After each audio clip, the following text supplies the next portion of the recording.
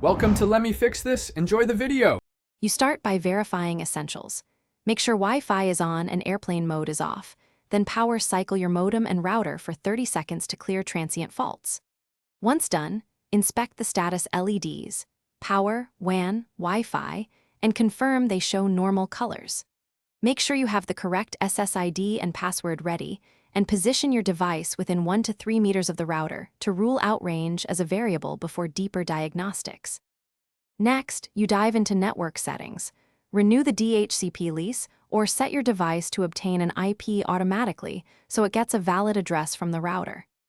If issues persist, forget the SSID and reconnect with the correct password to reset authentication caches.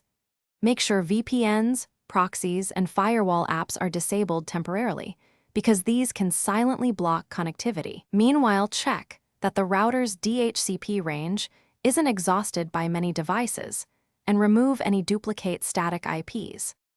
For final steps, update router firmware and your device's wireless drivers, then reboot both units to apply fixes.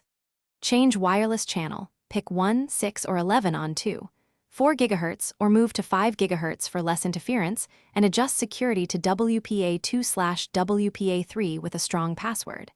If you must factory reset the router, export or note current settings first and keep backup credentials. If problems remain, a quick troubleshooting tip: test with another device. If it connects, the issue is device-specific. Thanks for watching. If you found this helpful, don't forget to like and subscribe.